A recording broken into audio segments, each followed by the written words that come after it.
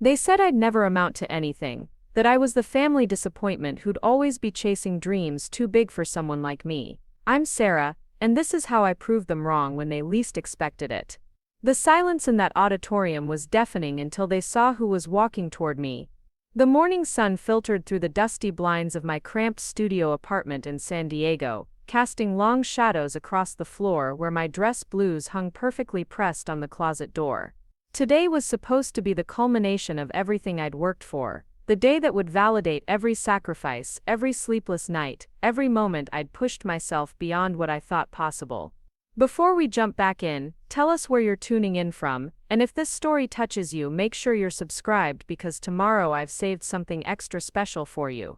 But as I stared at my phone screen, reading the text message that had just shattered my heart, I realized that sometimes the people who are supposed to celebrate your victories are the very ones who will try to diminish them. The message was from my mother, Carol, short, cold, and devastating in its simplicity.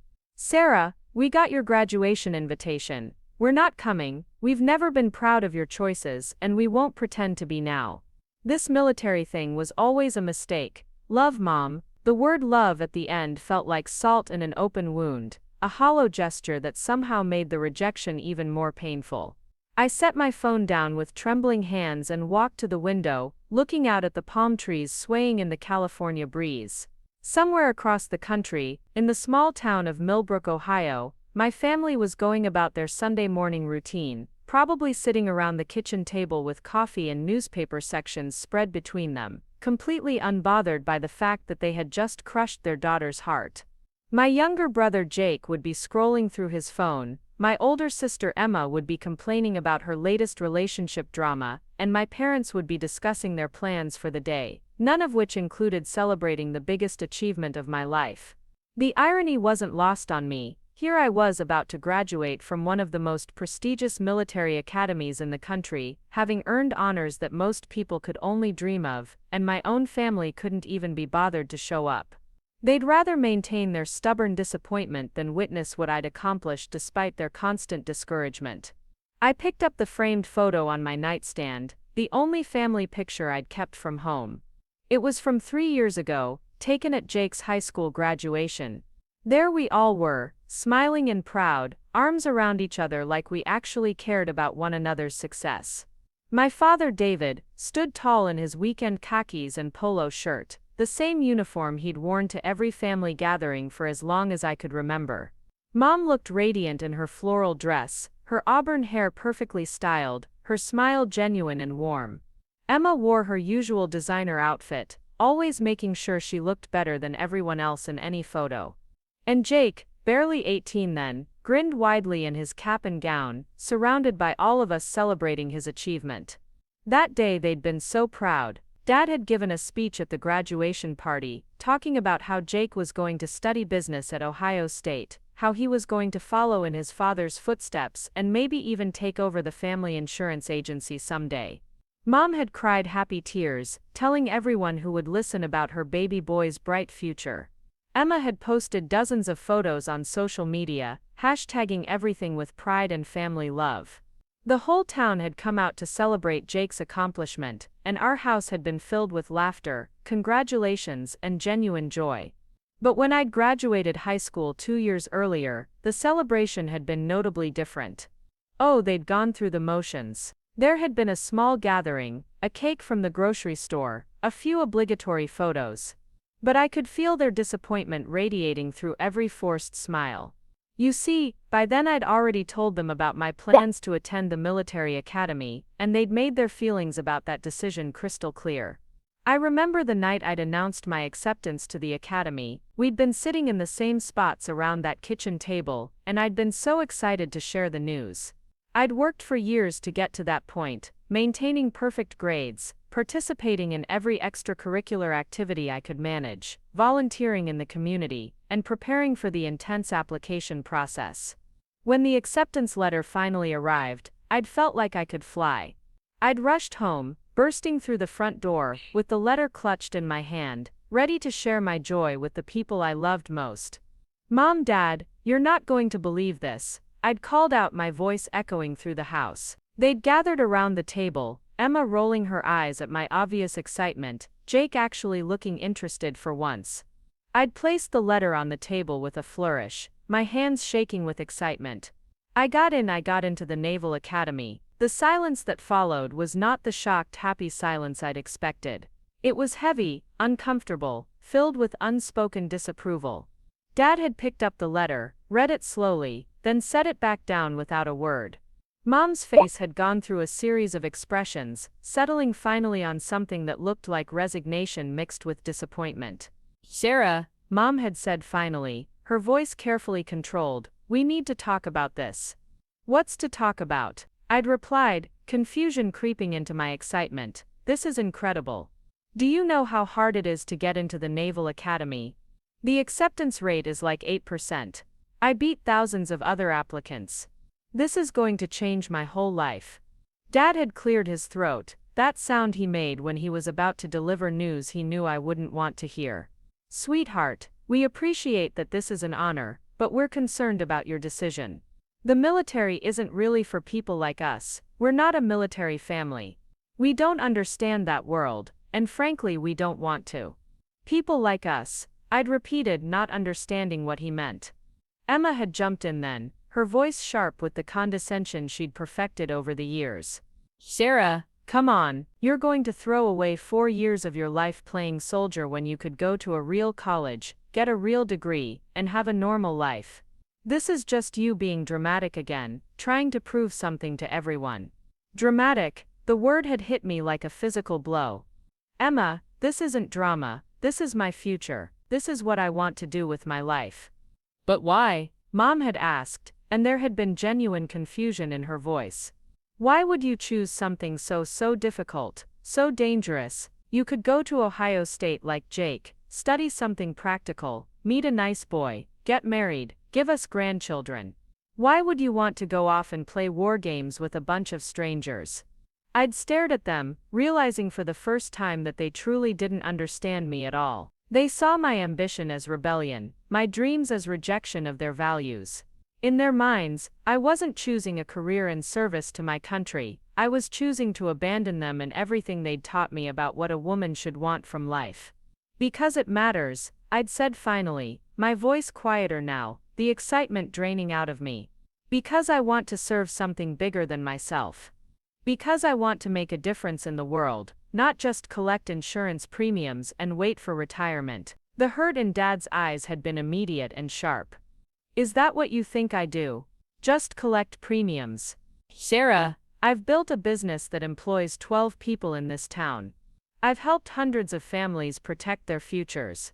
I've been a pillar of this community for 25 years. I didn't mean to insult you, Dad. Your work is important too, but it's not what I want to do. I want something different." "Different," Mom had repeated, as if the word tasted bitter. "You've always wanted to be different, haven't you, Sarah? Ever since you were little, you couldn't just be happy with what we had, what we offered you. You always had to push, always had to want more, always had to make us feel like we weren't enough for you." That accusation had stunned me into silence. I'd never thought of my ambitions as a rejection of my family, but I could see now that's exactly how they'd interpreted every goal I'd set, every achievement I'd earned, every time I'd reached for something beyond the boundaries of our small town life. Jake had been the only one who'd tried to bridge the gap. "Maybe we should all just think about this for a while," he'd suggested, his young voice trying to bring peace to a conversation that had already gone too far. Sarah's always been really focused when she sets her mind on something. Maybe this could be good for her. But Emma had shut that down immediately. "Jake, don't encourage her. This is just another phase. Remember when she wanted to be a doctor? Then a lawyer, then she was going to start her own business. Now it's the military, next year it'll be something else. Sarah just can't settle down and be normal. This isn't a phase," I'd insisted, but I could hear the defensiveness in my own voice, could feel my confidence wavering under their collective disapproval. "I've been planning this for years. I've researched everything, I understand what I'm getting into, and I want this more than anything I've ever wanted." "More than your family?" Mom had asked quietly, and that question had hung in the air like a sword over all our heads. "It's not about choosing between the academy and my family. Why does it have to be an either-or situation? Why can't you just be happy for me? But I could see in their faces that they couldn't be happy for me, not about this. In their minds, I was choosing a path that would take me away from them, both physically and philosophically. They saw my military service as a rejection of their values, their lifestyle, their dreams for me, and maybe in some ways, it was. The conversation had ended without resolution, with me retreating to my room and them retreating into their disappointment. Over the following months, as I prepared for my departure to the academy, the tension in the house had been palpable. They'd gone through the motions of supporting me, helping me shop for the items I'd need, driving me to appointments, but their hearts hadn't been in it. Every conversation had been strained, every interaction colored by their obvious hope that I'd change my mind. The day I'd left for the academy had been one of the most difficult days of my life, not because I was scared about what lay ahead, but because I was leaving behind a family that couldn't understand or support the choice I was making. The goodbye at the airport had been awkward and painful, full of forced smiles and hollow promises to stay in touch. As I'd walked toward security, looking back at them one last time, I'd seen relief in their faces along with the sadness, as if they were glad to have the source of their discomfort removed from their daily lives. The academy had been everything I'd hoped for, and more challenging than I'd ever imagined. The first year had nearly broken me. The physical demands, the mental pressure, the constant evaluation, the rigid structure of military life, it had all combined to push me to limits I didn't know I had. There were nights when I'd lain in my narrow bunk, surrounded by the sounds of my sleeping classmates, and wondered if my family had been right. Maybe I wasn't cut out for this. Maybe I was just being stubborn trying to prove something that didn't need proving. But every time I'd felt ready to quit, something inside me had pushed back. Maybe it was spite. Maybe it was determination. Maybe it was just the knowledge that going home would mean admitting they'd been right all along. Whatever it was, it had kept me going through the darkest moments of that first year, and gradually, impossibly, I'd begun to thrive. The structure that had felt so restrictive at first became a source of strength. The physical challenges that had seemed insurmountable became opportunities to discover what I was truly capable of. Preparing and narrating this story took us a lot of time, so if you are enjoying it, subscribe to our channel, it means a lot to us. Now back to the story. The academic pressure that had overwhelmed me initially began to sharpen my mind and focus my thinking in ways I'd never experienced before. I'd found my place in this world they'd never understood, and it had felt like coming home. My classmates had become my chosen family, bonded together by shared struggles and common purpose. We'd supported each other through homesickness, academic failures, physical injuries, and personal crises. We'd celebrated each other's successes as our own and mourned each other's setbacks as shared losses. These relationships had been forged in ways that civilian friendships rarely are, tested by adversity and strengthened by mutual dependence. Throughout those 4 years, my contact with my biological family had been sporadic and increasingly strained. They'd ask polite questions about my studies, and I'd give polite answers, but we'd never really connected about what I was experiencing or learning. They'd share news about their lives, Jake's progress in college, Emma's various jobs and relationships, Dad's business, Mom's community activities, and I'd respond appropriately, but I'd felt like an observer of their lives rather than a participant. They'd never visited me at the academy, despite my repeated invitations. There had always been reasons: work commitments, family obligations, financial constraints, scheduling conflicts, but I'd known the real reason was that they simply didn't want to enter my world, didn't want to see me in my element, didn't want to confront the reality of the choice I'd made and the person I was becoming. When I'd called to tell them about today's graduation ceremony, about the honors I'd earned, about the commission I'd receive, I'd hoped that maybe this milestone would be different. Maybe seeing the culmination of everything I'd worked for would help them understand that this hadn't been a mistake or a phase or a rebellion. Maybe they'd realize that I'd found my calling, that I'd become someone worth being proud of. But their response had been the same polite disinterest they'd shown for 4 years. "That's nice, dear," Mom had said. "We're happy for you." But her tone had suggested otherwise. When I'd mentioned the graduation ceremony, there had been a long pause before she'd said they'd think about it. I should have known then that they weren't coming. The formal invitation I'd sent them had been a last desperate attempt to bridge the gap between us. I'd included a personal note explaining what this day meant to me, how much their presence would mean, how I'd grown and changed in ways I thought they'd be proud of. I'd even offered to pay for their travel expenses, knowing that money was always a concern for them.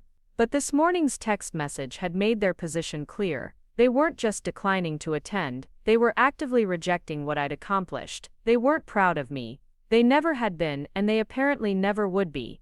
Standing there in my apartment, still in my pajamas, staring at that dress uniform that represented 4 years of my life, I'd felt more alone than I ever had before. In a few hours, I'd be walking across a stage to receive my commission as an officer in the United States Navy, and the people who'd given me life wouldn't even be there to witness it. But as I'd stood there wallowing in self-pity, I'd remembered something one of my instructors had told us during our first year.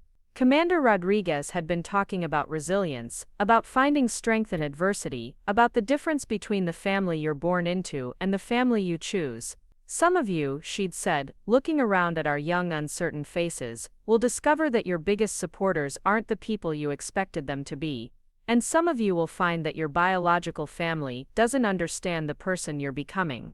That's not a failure on your part, or theirs. It's just reality. Your job is to find your tribe, your chosen family, the people who see your worth and celebrate your achievements.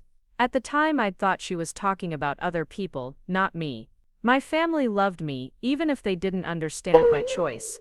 But now, reading that devastating text message, I'd realized she'd been preparing us for exactly this moment. I'd put my phone away and started getting ready for the most important day of my military career. I'd showered with extra care, washing away the disappointment and hurt as best I could. I'd dried my hair until it was perfect, pinned it into the regulation style I'd practiced 100 times. I'd applied just enough makeup to look polished but not overdone, following the strict guidelines we'd been given for the ceremony. Then I'd put on my dress uniform with the reverence it deserved. Each piece had significance, from the pressed white shirt to the dark blue jacket with its gold buttons, from the regulation shoes polished to mirror shine to the white cap that would mark me as a newly commissioned officer. As I dressed, I'd thought about every classmate who wouldn't be graduating today, who'd been forced to leave the academy for academic, physical, or personal reasons. I'd thought about how privileged I was to have made it this far, regardless of who would or wouldn't be in the audience. Looking at myself in the full-length mirror, I'd seen not the disappointing daughter my family had described, but a young woman who'd accomplished something remarkable. I'd seen someone who'd pushed through adversity, who'd excelled in one of the most challenging environments in the country, who'd earned the respect of her peers and instructors through hard work and dedication. The woman in the mirror had been transformed by her experiences in ways that went far beyond the uniform she wore. She stood straighter, looked more confident, carried herself with an authority that hadn't existed 4 years ago. She'd learned to lead others and to follow orders, to make difficult decisions under pressure, to put the needs of her team above her own comfort. She'd discovered reserves of strength and courage she'd never known she possessed. This woman didn't need her family's approval to know her worth, though it would have meant everything to have it. As I'd prepared to leave my apartment for the ceremony, I'd taken one last look at that family photo on my nightstand. For a moment I'd considered leaving it behind, cutting ties completely with people who couldn't celebrate my achievements. But instead, I'd tucked it into my purse.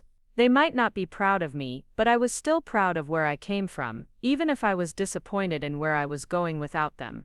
The drive to the academy had been surreal. The familiar buildings and grounds that had been my home for 4 years looked different somehow, more significant, as if I was seeing them for the last time as a student rather than the first time as an alumna. The morning sun cast everything in golden light, and the campus buzzed with the energy of graduation day. Families were everywhere, proud parents and siblings carrying flowers and cameras, grandparents in their finest clothes, little children dressed up for the special occasion. I'd watched them gathering around their graduates, taking photos, sharing hugs, basking in reflected glory, and I'd felt that familiar stab of loneliness. But as I'd walked toward the assembly area, where my class was gathering, I'd been surrounded by my chosen family. My classmates, my instructors, the academy staff who'd supported us through 4 years of challenges, they were all there, and their pride in our shared accomplishment was evident in every smile, every congratulation, every firm handshake. My roommate and best friend, Lieutenant-to-be Jessica Chen, had grabbed my arm as soon as she saw me. "Sarah, can you believe we made it? We're actually graduating today." Her excitement was infectious, her genuine happiness for both of us a balm to my wounded heart. "I know," I'd replied, forcing enthusiasm into my voice. 4 years ago, I wasn't sure I'd make it through the first semester, and now here we are. "Where's your family?" she'd asked, looking around for the faces she'd seen in photos on my desk for 4 years. "I can't wait to finally meet them." I'd hesitated, not sure how to explain their absence without breaking down. "They couldn't make it," I'd said finally, "work stuff, you know." Jess had studied my face with the perceptiveness that had made her such a good friend and military leader. She'd known there was more to the story, but she'd also known not to push. "Well," she'd said, squeezing my arm, "you've got all of us. We're your military family now." And she'd been right. As we'd lined up for the processional, as we'd marched into that auditorium filled with hundreds of proud families, as we'd taken our seats in perfect formation, I'd been surrounded by people who understood what this moment meant, who'd shared the journey that had brought us here. The ceremony itself had been everything I'd dreamed it would be. The commandant's address had been stirring, reminding us of the responsibility we were accepting, the oath we would soon take, the service we were committing ourselves to. The guest speaker, a distinguished admiral who'd graduated from the academy decades before, had spoken about honor, courage and commitment, about the long tradition we were joining, about the proud service that lay ahead of us. When they'd begun calling names for commissioning, my heart had started racing.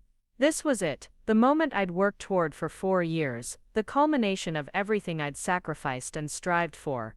As each of my classmates had walked across the stage, I'd cheered for them as loudly as any family member in the audience, sharing in their moment of triumph. And then I'd heard my name called. Sarah Michelle Patterson. The sound had echoed through the auditorium, and I'd stood up, my legs suddenly unsteady, my heart pounding so hard I was sure everyone could hear it. The walk across that stage had felt both eternal and instantaneous. I'd been aware of hundreds of eyes on me, of cameras flashing, of polite applause from the audience. But as I'd approached the commandant to receive my commission, something had happened that I hadn't expected, something that would change everything about this day, and maybe everything about my relationship with my family. I'd been so focused on the moment, on doing everything correctly, on not tripping in my dress shoes, or forgetting the proper protocol, that I'd almost missed it at first. But as I'd reached the center of the stage, as the commandant had prepared to administer my oath, I'd heard a commotion in the audience that had made me glance toward the crowd, and that's when I'd seen them. There, standing at attention in the back of the auditorium, was a full military honor guard. Not just any honor guard, but one wearing the dress uniforms of multiple branches of service, their medals catching the overhead lights like stars. They stood in perfect formation, 6 of them, representing the Army, Navy, Air Force, Marines, Space Force, and Coast Guard. But what made my breath catch in my throat wasn't just their presence, it was the fact that they were there for me. The commandant noticed my momentary distraction, and followed my gaze. A knowing smile crossed his face as he gestured toward the honor guard. "Ladies and gentlemen," his voice carried across the now silent auditorium, "we have a very special recognition today. Midshipman Patterson has earned not only her commission as a naval officer, but also the Distinguished Service Cross for her actions during last summer's humanitarian mission in the Philippines." The auditorium erupted in applause, but I barely heard it. My mind was racing back to those 3 weeks in July, when everything had changed, when I'd stopped being just another student, and had become someone who'd made a real difference in the world. It had started as a routine training exercise, one of dozens of overseas assignments that academy students participated in to gain real-world experience. Our mission was supposed to be simple: assist with disaster relief operations in the aftermath of Typhoon Maria, which had devastated several islands in the Philippines. We were there to support established relief efforts, to learn from experienced officers, and to provide extra hands for distribution of supplies and basic medical care. I'd been part of a 12-person team, led by Commander Sarah Washington, one of the Academy's most respected instructors. We'd arrived in Manila, expecting to spend our time organizing supply chains, helping with logistics, and maybe doing some basic construction work to repair damaged infrastructure. What we'd found instead was a situation spiraling rapidly out of control. The typhoon had been worse than initial reports suggested. Entire villages had been wiped off the map, communication systems were down across hundreds of square miles, and the local government was overwhelmed by the scope of the disaster. International relief efforts were struggling to coordinate, and thousands of people were trapped in areas that couldn't be reached by conventional rescue teams. Our third day there, we'd received a desperate communication from a remote village called San Miguel, population about 300, located on an island that had been cut off from all outside contact since the storm hit. A ham radio operator had managed to get a weak signal through, reporting that the village had suffered massive casualties, their medical clinic had been destroyed, and they had critically injured people who would die without immediate evacuation and treatment. The problem was that San Miguel was essentially unreachable. The island's small airstrip had been destroyed by the storm, the harbor was filled with debris that made it impossible for large vessels to approach, and the surrounding waters were still dangerous from post-storm conditions. The Philippine Coast Guard had attempted a helicopter rescue twice, but both times had been forced to turn back due to weather conditions and equipment failures. Commander Washington had gathered our team that evening to discuss the situation. "I'm not going to lie to you," she'd said, her face grave in the dim light of our temporary base.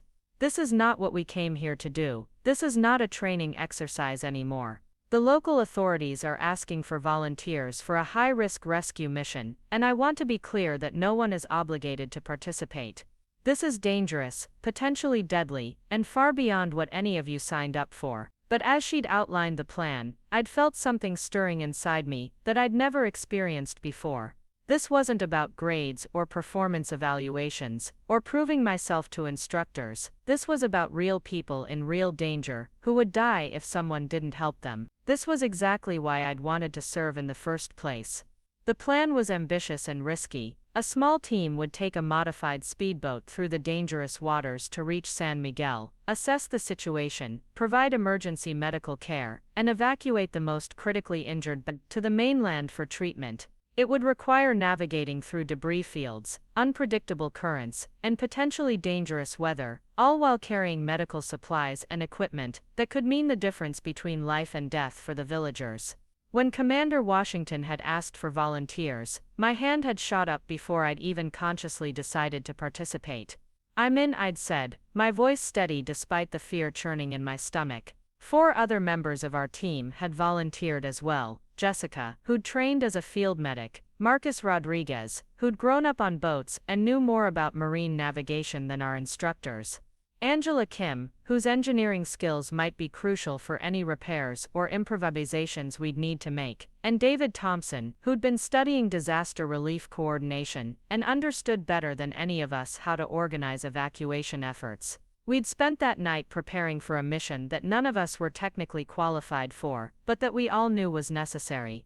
We'd studied weather reports, planned navigation routes, organized medical supplies, and tried not to think too hard about all the things that could go wrong. The boat ride to San Miguel had been a nightmare. The waters were rougher than predicted, our small vessel was constantly battered by waves that seemed determined to capsize us, and we'd had to navigate around massive pieces of debris that could have torn the hull apart. Marcus had piloted us through conditions that would have challenged experienced mariners, while the rest of us had held on and tried to keep our equipment secure. But when we'd finally reached San Miguel, after 6 hours of terrifying travel, what we'd found had made every minute of danger worthwhile. The village had been devastated, but the people had survived with a resilience that had taken my breath away. Despite losing their homes, their livelihoods, and many of their loved ones, they'd organized themselves into an effective survival community, caring for the injured, rationing what little food and water they had, and maintaining hope that help would eventually come. The village leader, an elderly woman named Maria Santos, had met us at what remained of the harbor with tears streaming down her weathered face. "We prayed for angels," she'd said in accented English, "and God sent us soldiers." But I hadn't felt like an angel, or even a soldier as we'd surveyed the damage and began triaging the injured. I'd felt like a 19-year-old student who was completely out of her depth, surrounded by human suffering on a scale I'd never imagined. There had been children with broken bones, elderly people suffering from dehydration and infection, adults with injuries that required surgical intervention we couldn't provide. Jessica had taken charge of the medical situation with a competence that had amazed me. Despite being the same age as the rest of us, she'd moved through the makeshift medical area with the confidence of an experienced field medic, assessing injuries, administering treatment, and making the difficult decisions about who needed immediate evacuation and who could wait. My job had been to coordinate the evacuation itself, working with Maria Santos to identify the most critical cases and organize the logistics of getting them to our boat and back to the mainland. It had been heartbreaking work, having to leave behind people who needed help while taking others who might not survive the journey. But the real test had come on our second day in San Miguel, when a storm system had moved in unexpectedly, making our planned departure impossible and trapping us on the island with limited supplies and several critically injured villagers whose conditions were deteriorating rapidly. One of them was a 10-year-old boy named Miguel, who'd been crushed under debris when his family's house had collapsed during the typhoon. Jessica had stabilized him as best she could, but he needed surgery that we couldn't perform, and he was running out of time. His internal injuries were severe, and every hour we delayed getting him to a proper hospital decreased his chances of survival. The storm had made radio communication impossible, so no one on the mainland knew about our situation or the deteriorating condition of our patients. We'd been completely on our own, with limited medical supplies and no way to call for backup or evacuation support. That's when I'd made the decision that would change everything. Despite the dangerous conditions, despite the protests of my teammates, despite every regulation and protocol we'd been taught, I decided to attempt the return journey in the storm. Miguel was dying, and waiting for better weather might mean losing him and possibly others who needed immediate medical attention. Marcus had refused to let me go alone, insisting that he was the only one who could navigate in those conditions. Angela had argued that her engineering skills might be needed if we encountered mechanical problems. Jessica had pointed out that someone with medical training needed to monitor Miguel during the journey. In the end, all 5 of us had made the decision together to risk the storm crossing, carrying Miguel and 2 other critical patients back to the mainland, in conditions that no sane person would have attempted. The journey had been the most terrifying experience of my life. Waves taller than our boat had crashed over us constantly, threatening to swamp our small vessel or tear it apart completely. The rain had been so heavy that we'd barely been able to see more than a few feet in any direction. Our radio had been useless, our GPS had been intermittent, and we'd been navigating primarily by compass and Marcus's instinctive understanding of wind and current patterns. Halfway back, our engine had started failing, clogged with seawater and debris. Angela had somehow managed to keep it running through a series of jury-rigged repairs that had required her to work in the engine compartment while waves crashed over her. Jessica had spent the entire journey monitoring Miguel's vital signs and performing CPR twice when he'd stopped breathing. But somehow, incredibly, we'd made it. After 8 hours of hell, we'd limped into the harbor at our base with 3 patients who were still alive and a boat that was barely holding together. Miguel had been rushed into surgery within an hour of our arrival, and the doctors had said that another hour's delay would have meant losing him. The other 2 patients we'd evacuated had also survived, recovering fully after treatment that would have been impossible to provide on the island.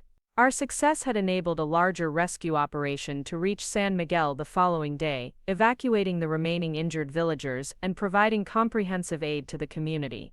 At the time, I'd thought our actions had been noteworthy but not extraordinary. We'd seen people who needed help, and we'd helped them accepting risks that had seemed manageable given the alternatives.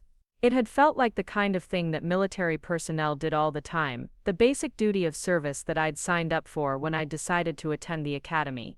But apparently, our superiors had seen it differently. The recommendation for the Distinguished Service Cross had come from Commander Washington, who'd written in her report that our team had displayed exceptional heroism under extraordinarily dangerous conditions, risking their own lives to save others with complete disregard for personal safety and in violation of direct orders to wait for safer conditions. The citation had gone on to detail our actions during those 3 days, describing the conditions we'd faced, the risks we'd taken, and the lives we'd saved. It had painted us as heroes, though we'd never thought of ourselves that way. We'd simply done what needed to be done, what our training and our consciences had demanded. But standing there on the graduation stage, watching the honor guard that had been assembled to recognize our service, I'd finally understood the magnitude of what we'd accomplished.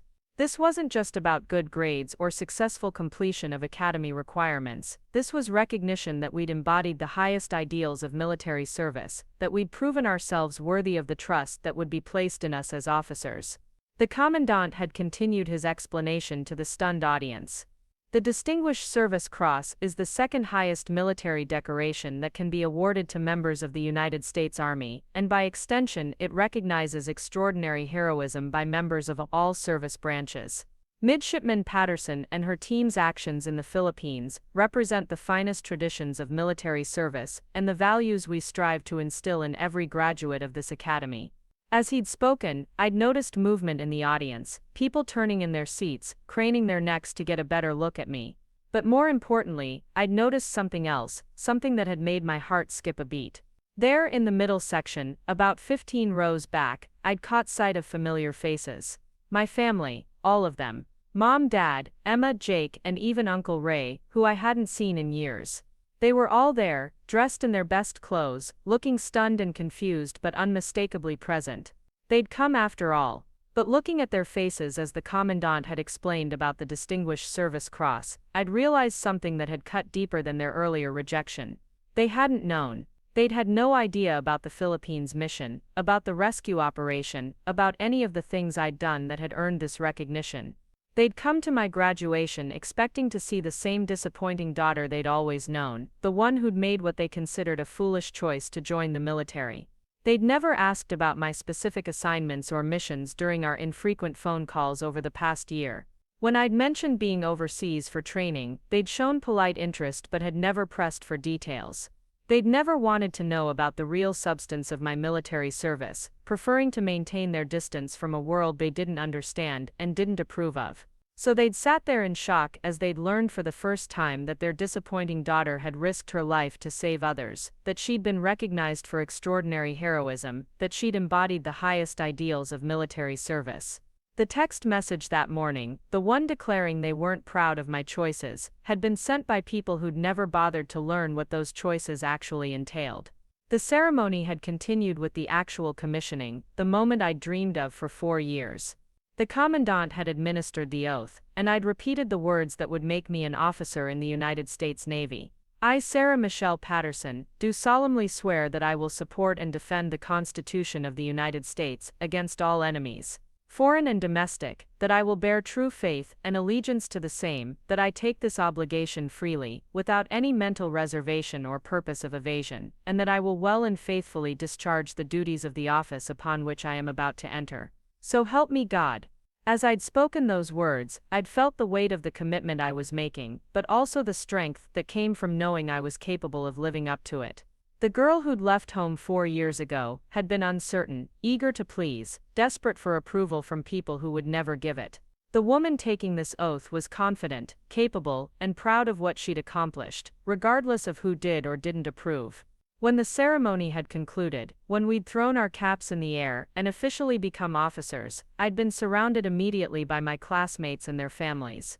There had been hugs, congratulations, photos, and the kind of celebration I'd watched from afar earlier that morning. But I'd kept looking toward the section where I'd seen my family, wondering if they'd leave immediately, or if they'd try to find me in the crowd.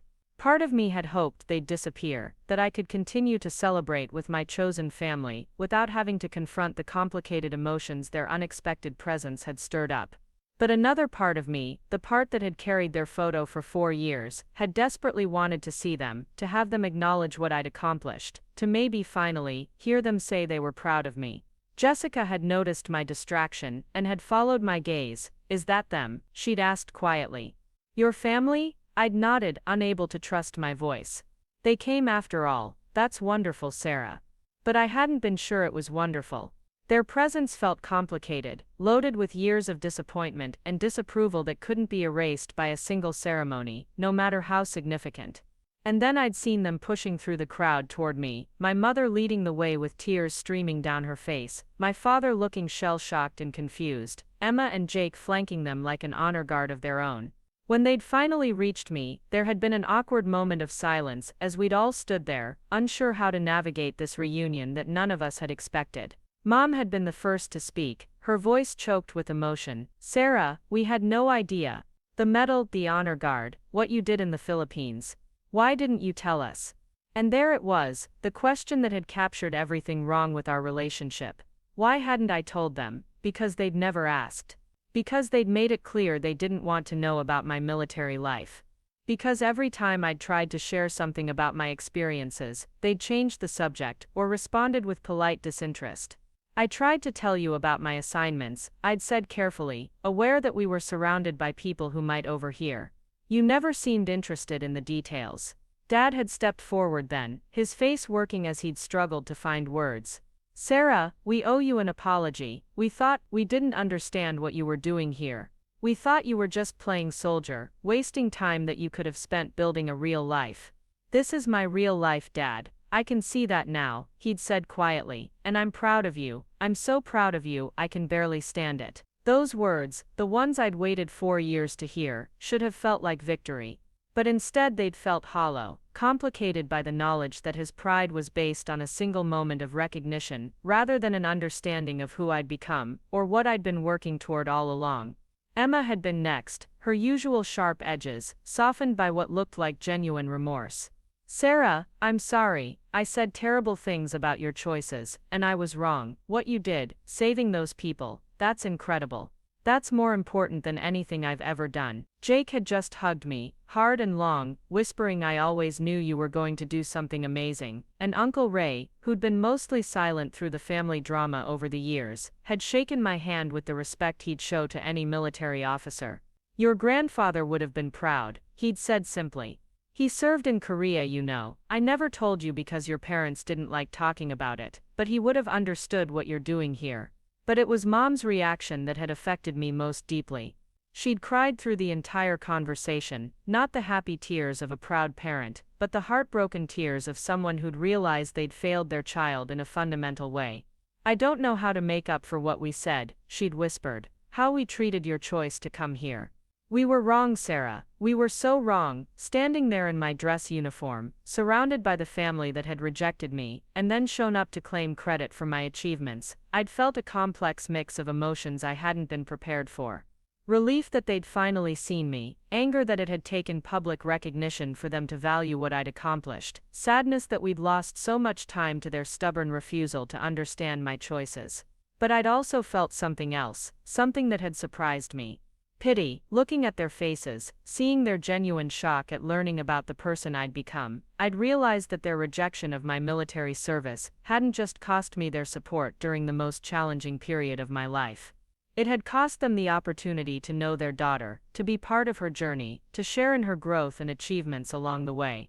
They'd spent 4 years believing they'd lost me to the military, when in reality, the military had helped me become someone they could finally be proud of. But by the time they'd realized their mistake, I'd already learned to find pride and validation elsewhere, in the respect of my peers and instructors, in the successful completion of impossible missions, in the knowledge that I was serving something greater than myself. Their approval, which had once meant everything to me, now felt like too little, too late. As we'd stood there awkwardly navigating our reunion, I'd noticed that the crowd around us was thinning, families heading off to private celebrations, graduates making plans for their first assignments, the natural flow of a ceremony, ending and real life beginning. "We should probably head somewhere more private to talk," I'd suggested, not sure I wanted to have this conversation at all, but recognizing that it was inevitable. "We've made reservations at a restaurant," Mom had said hopefully. "For all of us, we thought maybe we could celebrate together." The presumption in that statement had irritated me. They'd made plans for a celebration they'd initially refused to attend, assuming I'd be available and willing to join them despite their morning text message. They'd expected to slide back into my life seamlessly, as if the years of disappointment and rejection could be smoothed over with a single meal. But looking at their faces, seeing the genuine regret and confusion there, I'd realized that they truly hadn't understood the impact of their choices. They'd thought they were protecting me from what they saw as a mistake, encouraging me to choose a different path that would make me happier. They'd never realized that their disappointment in my choice had been experienced by me as disappointment in who I was as a person. Okay, I'd said finally. Let's go talk. The restaurant was one of those upscale places that catered to special occasions, with white tablecloths, crystal glasses, and prices that would make most academy students cringe. My family had clearly spared no expense for this celebration they'd planned without consulting me, this attempt to insert themselves back into a life they'd spent 4 years rejecting. We sat around a circular table that felt both too big and too small for the conversation we needed to have. The silence stretched between us as we studied our menus, each of us probably wondering how to begin addressing 4 years of misunderstanding and hurt. The server brought champagne that Dad had ordered, and I watched the bubbles rise to the surface while I tried to organize my thoughts. Mom was the first to break the silence, her voice still shaky from the emotional scene at the graduation ceremony. Sarah, I keep thinking about this morning, about the text message I sent you. I'm so ashamed of those words now. You should be, I replied, more sharply than I'd intended. The champagne sat untouched in front of me while I fought to keep my composure. Do you have any idea what it felt like to read that on the morning of my graduation? To know that my own family thought so little of what I'd accomplished that they couldn't even pretend to be proud. Dad shifted uncomfortably in his chair, his face flushed with what I hoped was shame rather than just embarrassment at being called out. We thought we understood what you were doing here. We thought it was just training exercises and classroom work. We had no idea you were actually saving lives, putting yourself in real danger. But that's exactly the problem, I said, finally finding the words I'd been searching for. You never bothered to find out what I was actually doing. For 4 years, every time I tried to share something meaningful about my experiences here, you changed the subject or gave me those polite responses that made it clear you weren't really listening. Emma looked stricken. We thought we were protecting you from making a mistake. We thought if we didn't encourage your military career, you'd eventually see reason and come home to build a normal life. Normal according to who? The anger I'd been suppressing all day finally started to surface. Normal like your life. Emma jumping from job to job, relationship to relationship, never committing to anything that might actually challenge you. Or normal like Jake's life, coasting through college on Dad's money with no real purpose beyond getting a degree he's not even sure he wants. Jake winced but didn't argue. He'd always been the most honest about his lack of direction, the most willing to admit that he was following a path that had been laid out for him rather than one he'd chosen. That's not fair, Mom protested, but her voice lacked conviction. We just wanted you to be happy, to have a stable life close to home where we could be part of it. You wanted me to want the same things you wanted, I corrected. You never asked what would actually make me happy. You just assumed that because your choices worked for you, they should work for me too. The server approached our table, and we ordered dinner in the stilted, overly polite voices people use when they're having an argument in public. After he left, the silence returned, heavier this time with the weight of truths that couldn't be unsaid. Uncle Ray, who'd been quietly observing the family drama, finally spoke up. You know, Sarah, your grandfather went through something similar when he enlisted. Your grandmother's family thought he was throwing his life away, that he should stay home and work in his father's store instead of running off to fight someone else's war. I'd never heard this story, and from the surprised looks on my parents' faces, neither had they.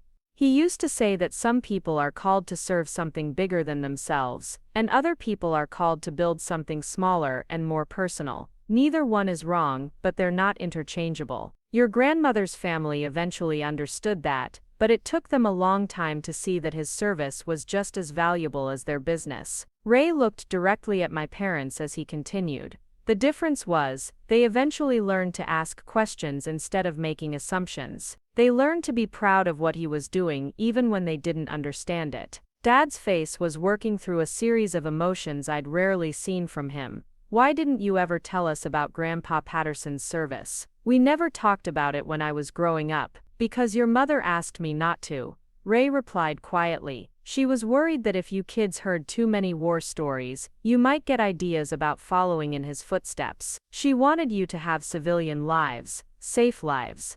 The irony was suffocating. My grandmother had worked to hide our family's military history to prevent her children from feeling called to serve, and in doing so, she'd raised parents who couldn't understand or support their own daughter's calling to that same service. "So you knew," I said to Ray. "This whole time you understood what I was doing, and you never said anything. It wasn't my place to interfere in how your parents raised you. But I watched you these 4 years, saw how you handled their disapproval, saw how you kept going even when they made it clear they didn't support your choice. Your grandfather would have recognized that strength." Mom was crying again, but these tears seemed different, more about grief than shock. "We robbed you of knowing about your grandfather's service, because we were afraid it would influence you. But maybe if we'd shared those stories, we would have understood your choice better. We would have seen it as part of a family tradition instead of a rejection of family values." The server returned with our appetizers, but none of us had much appetite.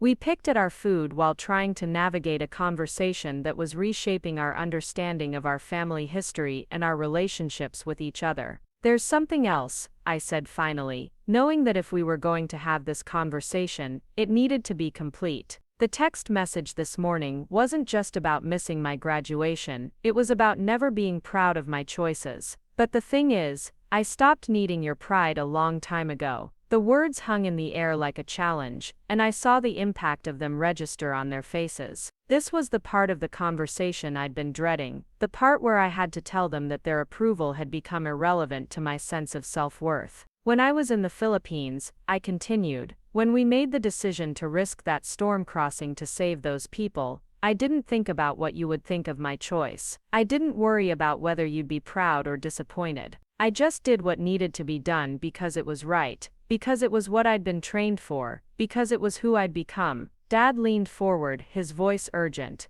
"But we are proud, Sarah, seeing what you accomplished, learning about the medal, the honor guard. We couldn't be more proud." "You're proud of the recognition," I corrected. "You're proud that other people think what I did was impressive. But you weren't proud of the 4 years of work it took to get to that point. You weren't proud when I was struggling through my first year, when I was learning to lead other people, when I was discovering what I was capable of." The distinction was important, and I could see from their faces that they understood it. They were proud of the outcome, the public validation, the proof that their daughter hadn't thrown her life away after all. But they hadn't been proud of the journey, the growth, the person I was becoming along the way. Emma spoke up, her voice small and uncertain. "How do we fix this, Sarah? How do we make up for 4 years of getting it wrong?" It was a fair question, and one I'd been asking myself since they'd appeared at the graduation ceremony. Part of me wanted to punish them, to make them feel the same rejection and disappointment they'd made me feel. Part of me wanted to cut them out of my life completely, to prove that I didn't need their approval or their presence. But another part of me, the part that had carried their photo through 4 years of academy life, still loved them despite everything. They were flawed,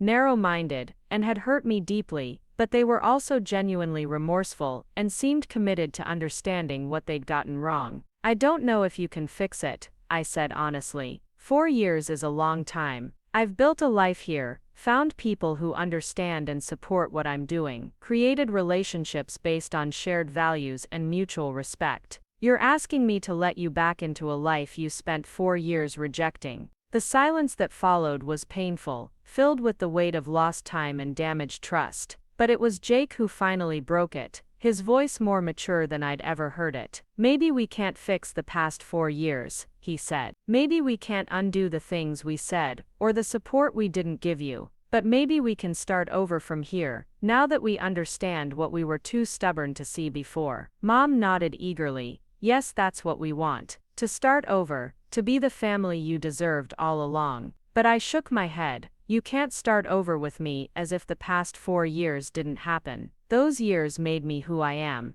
The person sitting at this table isn't the same person who left home 4 years ago, and she's not the person you wanted me to be then. If you want a relationship with me going forward, it has to be with who I actually am, not who you wish I was." Dad looked confused. "But we like who you are now. We're proud of who you've become, are you?" I challenged. "Because the person I've become is someone who's going to spend the next several years deployed overseas, potentially in dangerous situations. The person I've become is someone who's committed to a military career that might take her away from family gatherings and hometown celebrations. The person I've become has found purpose in serving something bigger than herself, which means that my time, my energy, and my priorities are going to be shaped by that service. I could see them processing this, realizing that accepting me as I was meant accepting a daughter whose life would be fundamentally different from what they'd envisioned, whose priorities and commitments would often conflict with their expectations of family obligations. "We understand,"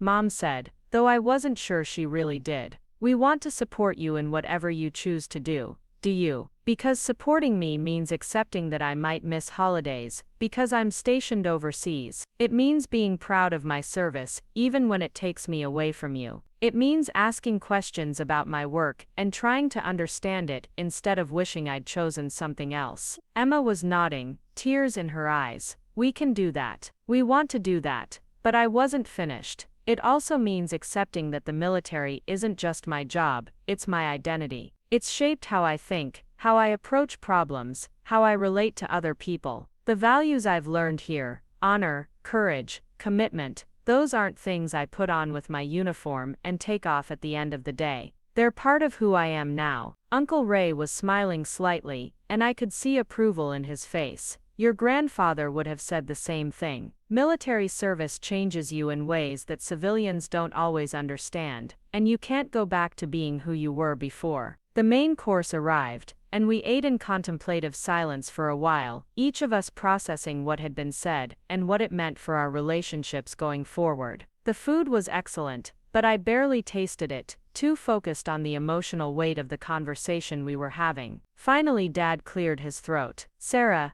I want you to know that we didn't come here today, planning to ask for forgiveness, or to restart our relationship. We came because we got scared that we'd lost you completely, and we wanted to see you graduate even if we couldn't be proud of what you were graduating from." He paused, struggling with words that clearly didn't come easily to him. "But watching that ceremony, learning about what you've actually accomplished, seeing the respect that other people have for you, it made us realize that we've been wrong about everything. Not just about the military, but about you." Mom reached across the table and took my hand. "We raised you to be independent, to think for yourself, to pursue your dreams. But when your dreams didn't match ours, we tried to convince you they were wrong instead of celebrating the fact that you had the courage to follow them." It was more insight than I'd ever heard from either of my parents, and it felt genuine in a way their earlier apologies hadn't. They weren't just sorry about missing the recognition I'd received, they were beginning to understand the deeper failure in how they'd responded to my choices. "The truth is," I said, setting down my fork and looking around the table, "I needed your support during the hardest parts of academy life, and when I didn't get it, I had to learn to find that support elsewhere. The people who celebrated my small victories, who helped me through my failures, who understood what I was working toward, those people became my real family." I could see the hurt in their faces, but I pressed on because this needed to be said. "You can't replace those relationships, or undo the fact that when I needed my biological family most, they weren't there for me. But if you're genuinely committed to understanding and supporting who I've become, then maybe we can build something new going forward." Jake leaned forward. "What would that look like, building something new?" I thought about it carefully. It would mean asking about my assignments, my training, my career goals. It would mean trying to understand military culture instead of dismissing it as something foreign and wrong. It would mean being proud of my service even when it doesn't look like the life you wanted for me. And it would mean accepting that my first loyalty is to my oath to my service to my fellow officers, I continued. "That doesn't mean I don't love you or value our relationship, but it means that my decisions are going to be guided by different priorities than yours." Dad nodded slowly. "Like when you chose the Philippines mission over your own safety." "Exactly. And like when I choose my next assignment based on where I can best serve, not on where I'd be closest to home."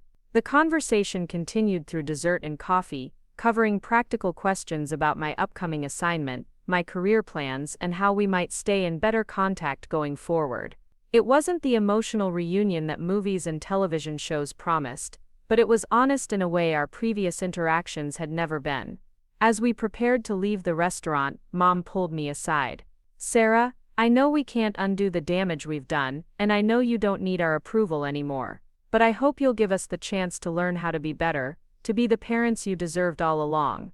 Standing there in my dress uniform, looking at this woman who'd given birth to me but had struggled to understand me, I felt a complex mixture of love, forgiveness, and sadness. We'd lost so much time to misunderstanding, so many opportunities for connection and support. But we were both different people than we'd been 4 years ago. I'd grown into someone who didn't need their validation to know her worth, and they'd been shocked into recognizing that their assumptions about my choices had been wrong. I'm willing to try, I said finally. But it's going to be different from what we had before. I'm different from who I was before. She nodded, tears in her eyes again. I'm beginning to understand that, and I think I'm going to like getting to know who you've become. As we walked out of the restaurant together, my family flanking me in my dress uniform with its ribbons and insignia, I realized that this wasn't the ending I'd expected for graduation day. I'd started the morning feeling rejected and alone, convinced that my biological family would never understand or accept my choices. But sometimes the most important victories aren't the ones that get recognized with medals and honor guards. Sometimes they're the quiet moments when people who love each other figure out how to bridge the gaps that have grown between them. Walking toward our cars under the California evening sky, I felt something I hadn't experienced in 4 years: the possibility that my biological family and my chosen family didn't have to be separate worlds. Maybe with time and effort and genuine commitment to understanding, they could coexist. It wouldn't be easy, and it wouldn't erase the pain of the past 4 years. But it was a beginning, a foundation we could build on if we were all willing to do the work.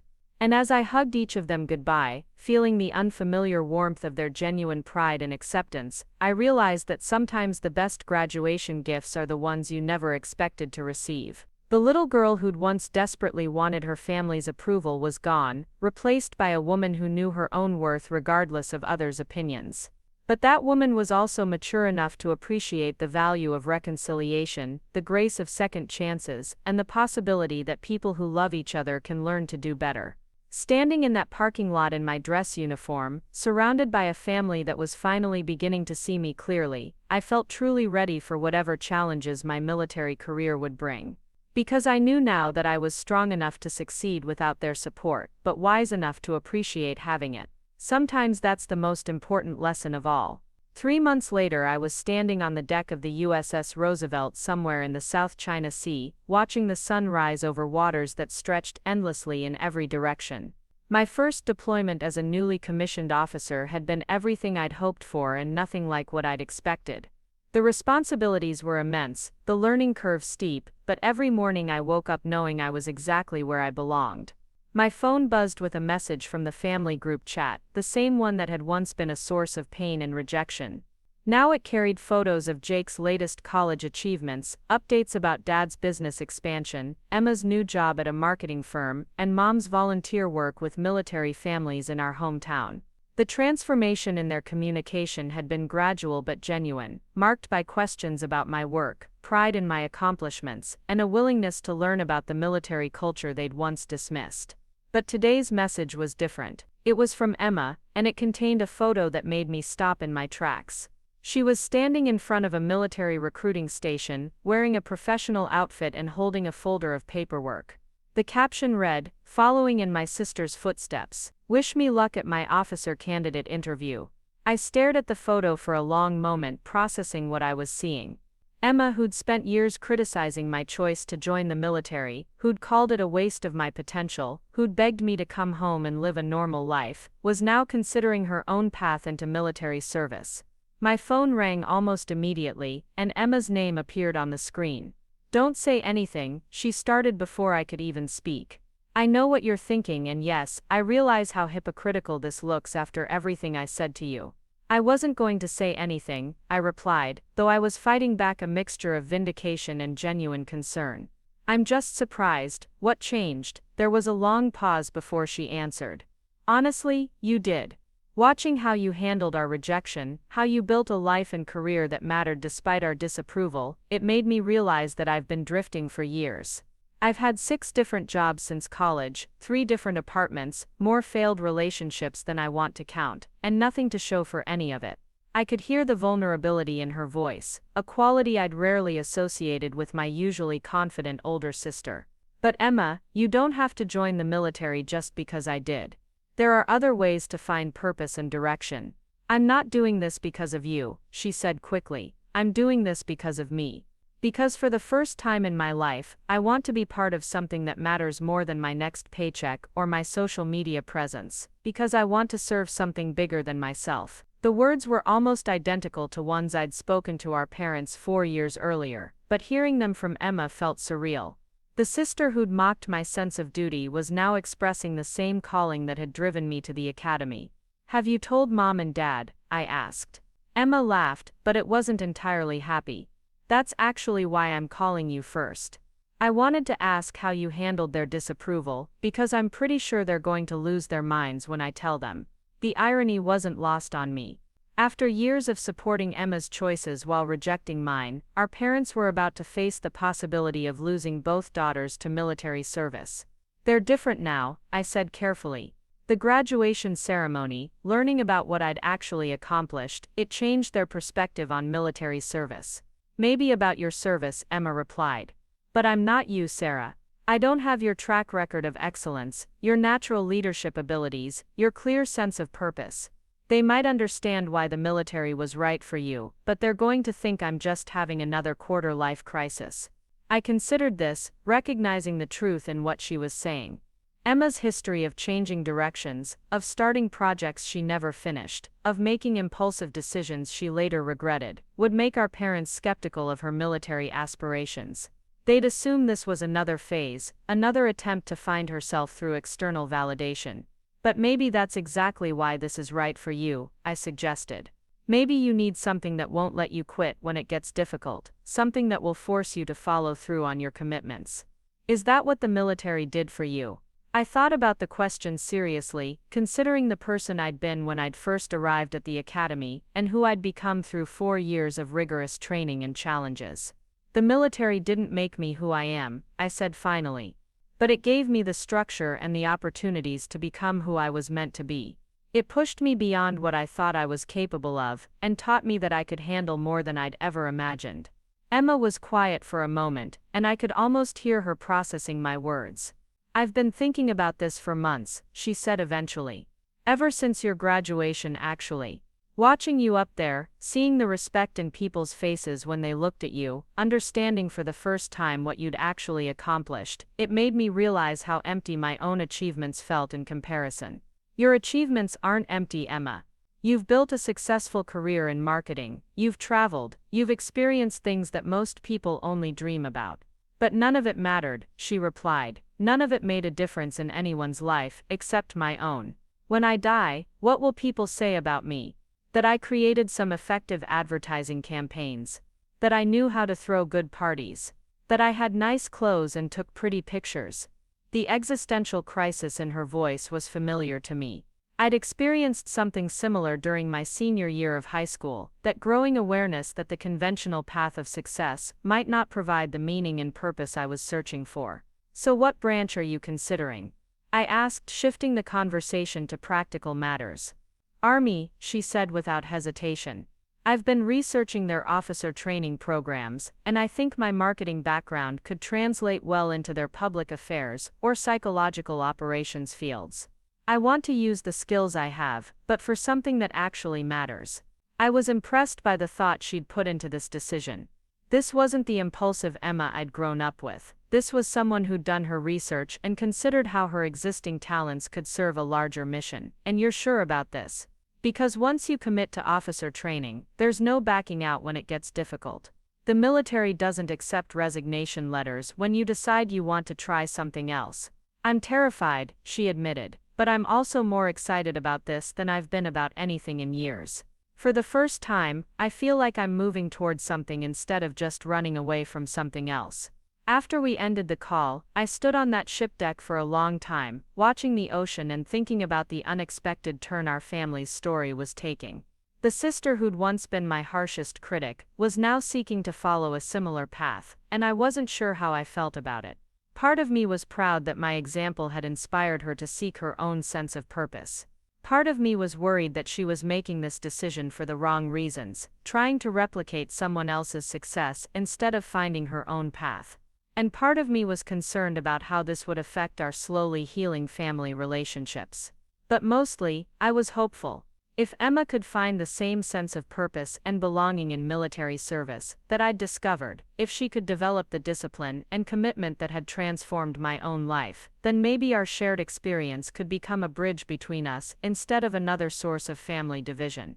Over the following weeks, I watched from afar as Emma navigated the application process, the interviews, the physical and mental preparation required for officer training. Our parents' reactions had been exactly what she'd predicted, a mixture of confusion, concern, and barely concealed frustration that both their daughters had chosen military careers. But their response was different this time. Instead of dismissing Emma's choice or trying to talk her out of it, they asked questions. They researched military training programs. They even reached out to other military families in our community to better understand what their daughters would be experiencing. The family that had once seen military service as a rejection of their values was slowly learning to see it as an extension of them. The independence, determination, and commitment to excellence they'd tried to instill in us as children were qualities that served us well in military careers. We weren't rejecting their upbringing, we were applying it in ways they hadn't expected. 6 months later, I received another photo in our family group chat.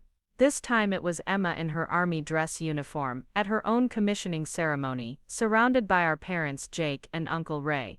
Their faces radiated the same pride and amazement I'd seen at my own graduation, but this time there was understanding mixed with the surprise. The message that accompanied the photo was from Mom, 2 daughters in military service. Your father and I couldn't be more proud of the women you've both become. But it was the follow-up message that really struck me, a private text from Emma sent later that evening. Thank you for showing me what it looks like to choose a path that matters, even when everyone thinks you're crazy. I finally understand why you were willing to fight for this. Standing on the deck of my ship, reading that message under a canopy of stars, I realized that sometimes the most important battles we fight aren't against external enemies, but against the limitations others place on our dreams, and the doubts they plant in our minds about our own capabilities. My family had learned to be proud of my service, but more importantly, they'd learned to trust their daughter's judgment about what would bring meaning and purpose to our lives. Emma had found her own calling to service, inspired by my example, but driven by her own needs and values. And I had discovered that success isn't just about achieving your own goals, but about inspiring others to reach for theirs, even when their path takes them in directions you never expected. The little girl who'd once desperately craved her family's approval had grown into a woman who could provide inspiration and support to others finding their own way. Sometimes the greatest gift we can give the people we love is the example of living authentically, pursuing our dreams with courage, and refusing to let their fears become our limitations. Up next, you've got 2 more standout stories right on your screen. If this one hit the mark, you won't want to pass these up, just click and check them out.